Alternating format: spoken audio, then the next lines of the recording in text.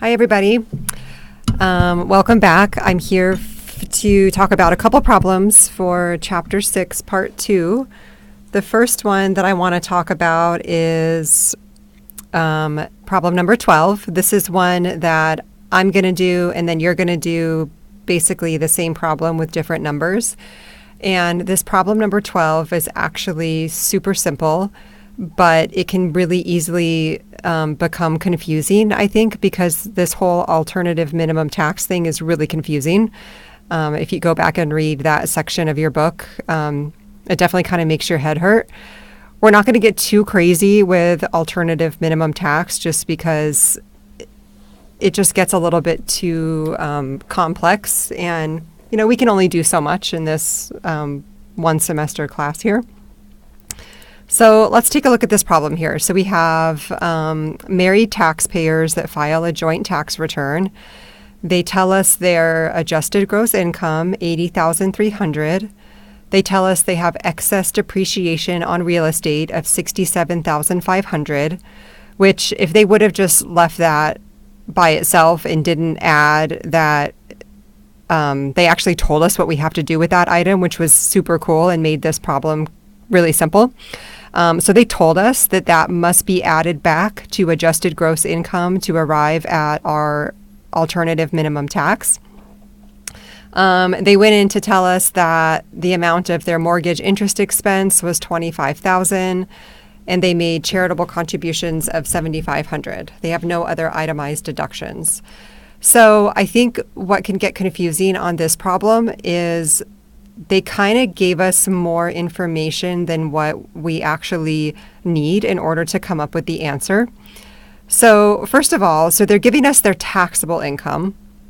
So if you look at, I'll just show you something here real quick. So if you take their taxable income of $47,800, and if you add to that their mortgage interest expense, oops, those aren't zeros, plus their charitable contributions, that's going to give you adjusted gross income. So there's one thing right there. So that can kind of take away some of the confusion of like, oh my gosh, what am I supposed to do with all these numbers? So what we need to do here is we need to start with their taxable income, which is the $47,800. So in this problem, had they not given us taxable income, we could have calculated it because that's the number that we need to start with in order to then add or subtract adjustments to arrive at alternative minimum tax. And you can see that when you look in the formula that they give you for calculating alternative minimum tax in section 6.5 of the textbook.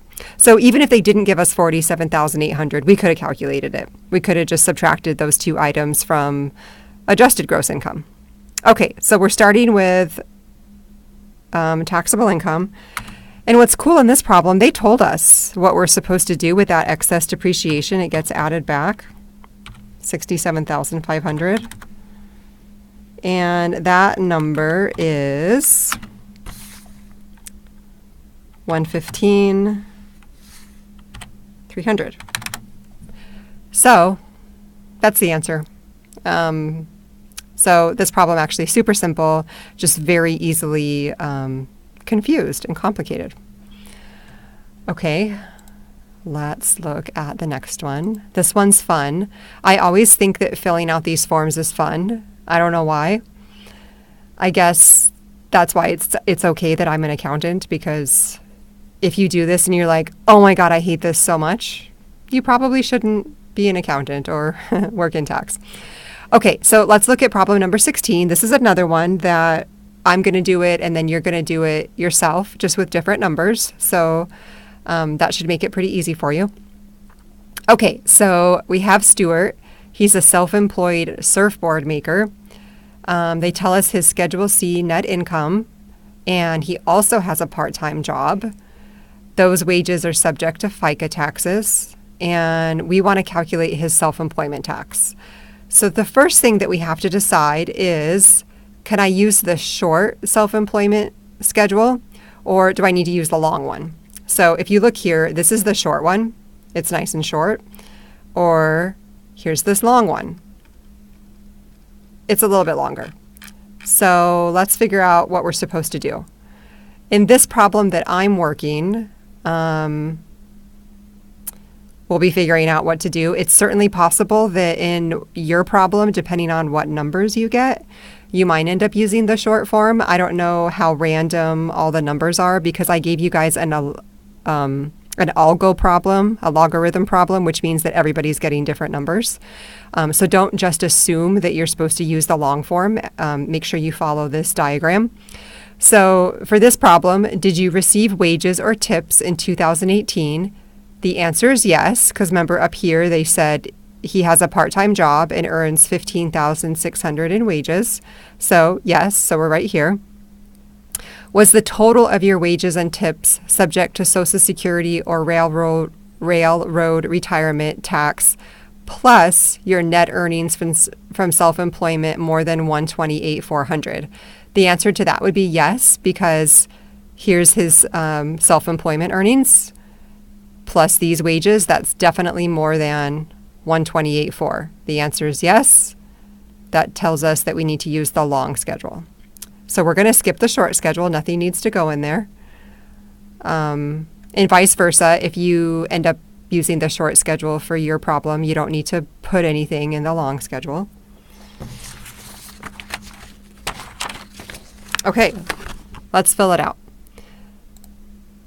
First, they want the net profit from Schedule C. They gave us that. It was 125,003.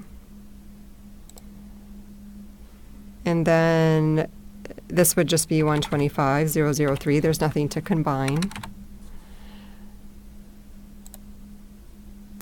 Line 4A. If line 3 is more than 0, and it is, multiply line 3 by 92.35%. So we can do that and put it in our calculator. We'll get 115,440.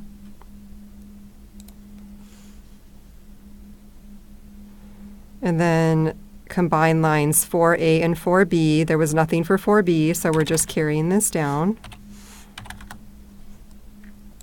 Pretty easy so far.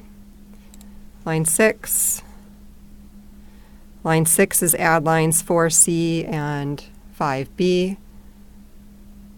There's no 5B because there's no 5A. There's no church employee income. So this is, again, 115,440.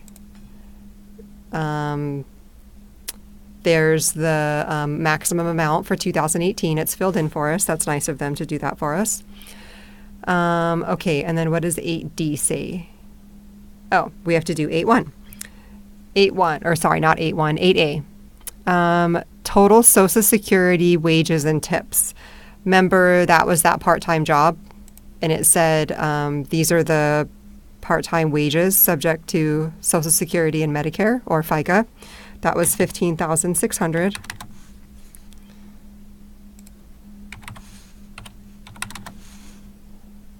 And he doesn't have any unreported tips.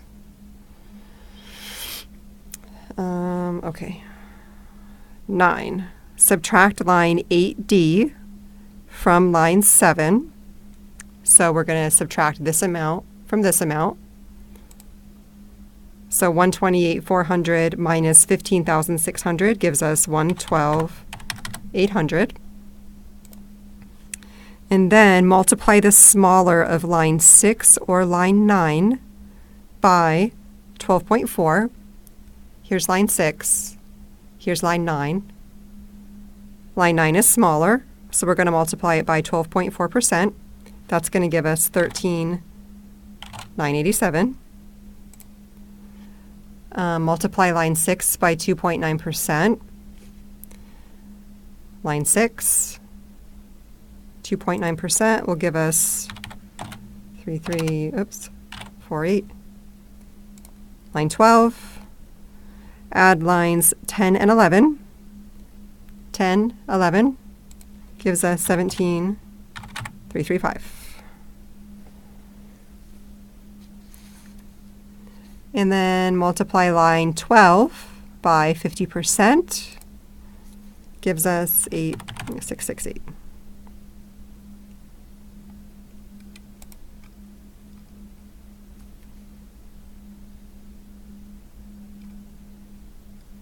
Okay, we're done with this one.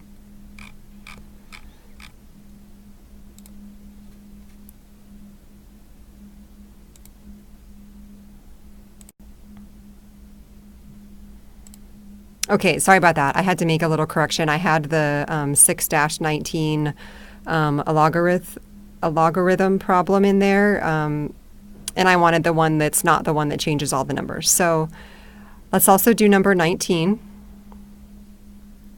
19 is about the special rules for high income taxpayers. So we want to figure out, well, let's just read the problem. Rachel is single and has wages of $150,000, dividend income of $90,000. She has no investment expenses. Calculate the amount of the 3.8% net investment income she must pay. So let's first calculate her adjusted gross income. Her adjusted gross income would be the 150 plus the 90. That is 240.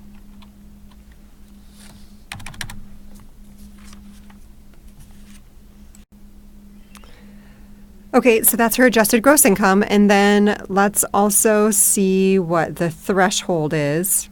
So an easy place to find that is on page 6-38, where it gives you those kind of little summary pieces of information from each part of the chapter. That seems to be where I turn the most to look for stuff. So go down to the second little point in Learning Objective 6.8. The 3.8 net investment income tax applies to the net investment income of individuals with modified adjusted gross income over $250,000 for joint filers and $200,000 for single filers. This is a single filer, so the threshold for her is, there we go, is $200,000. So what is the amount of adjusted gross income that she has above that threshold? That would be $40,000. Okay, so then what we need to do to calculate her net investment income tax is we want to compare the $40,000, go away, I don't want to restart, the $40,000 to her investment income. Her investment income was $90,000, right? So we need to look at these two numbers and pick the smaller one. So $40,000, which is the amount by which her adjusted gross income exceeds the threshold for a single taxpayer, or her her investment income. Her investment income is the $90,000. $40,000 is the smaller number. So we're going to take 40,000 and we're going to multiply that by 3.8%. And that gives us $1,520. So that's the answer for that one. And those are all the problems I'm going to do for Chapter 6, Part 2. So this Chapter 6, Part 2 problem should actually be hopefully relatively easy for you, since 3 of them that I did are all ones that you're going to do yourself with different numbers. And I will see you again in Chapter 7.